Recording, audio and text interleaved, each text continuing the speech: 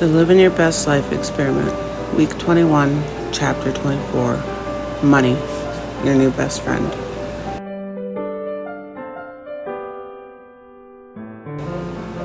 In this chapter, she talks about how she used to be a person who just settled for what she got and never realized the possibilities that she could get more than what she had at the moment, and that it wasn't out of her reach, and that it was just a matter of setting her aim higher and her goals, and believing that it was possible and that she could achieve that.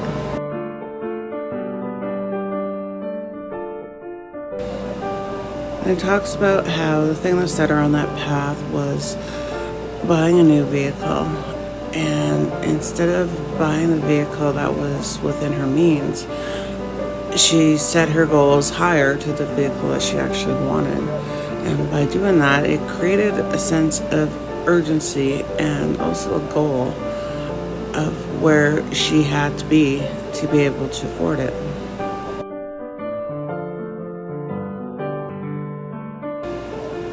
And she talks about how money is currency and currency is energy. And the energy that you attach to the money goes back to the same kind of energy she talks about earlier in the book, about if you want to attract positive things, you need to attach positive energy to them. And money is one of those things.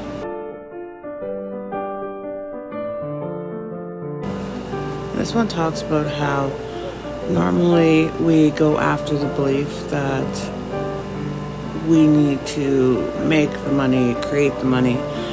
And she talks about how it's already out there, that we just need to be willing to believe that we can get it.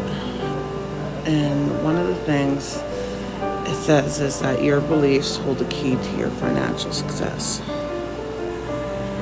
And then she talks about the old adage, money is the root to all evil, and how we've been taught that there's a negative aspect to wanting to have more money.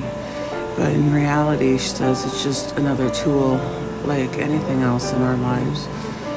And the only thing that you should feel bad about is if you do something coming from a negative standpoint.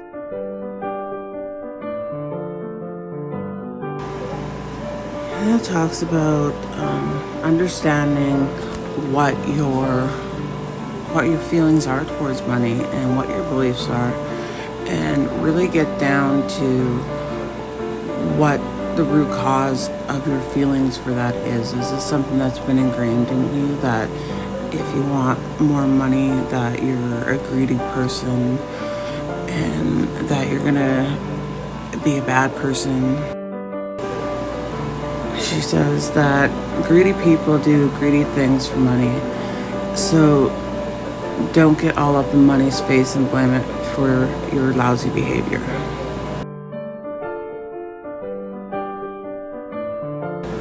Then it talks about getting clear on where you desire to be and to really get specific. You know, if it has to do with, say you want to set up a charity, get really specific, get really into detail, crunch those numbers, see what you need. And the more detailed of a plan you can come up with, the better idea that you have of where you need to go, and the easier it'll be to obtain that goal.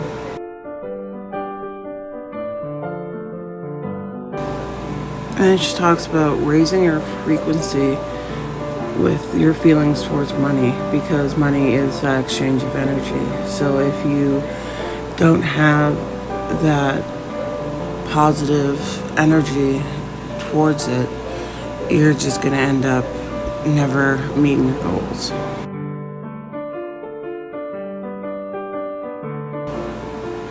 And one of the things she says to help you stay in shape and keep your frequency high and believing that the possibilities are limitless is to feed yourself, basically.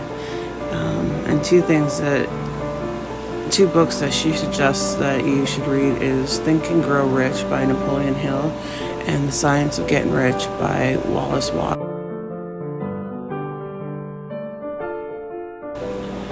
That talks about making it urgent and creating a sense of urgency with whatever it is you're doing. And she points out how when you're in a position where you need to make something happen, say your car breaks down and you need the money to fix it, that you'll find a way to do that.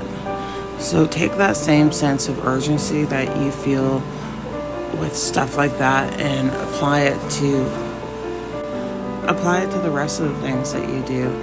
It says get clarity, implement that sense of urgency, and no screwing around. It's there if you really want it, and you just need to figure out what you need and how you're going to do that.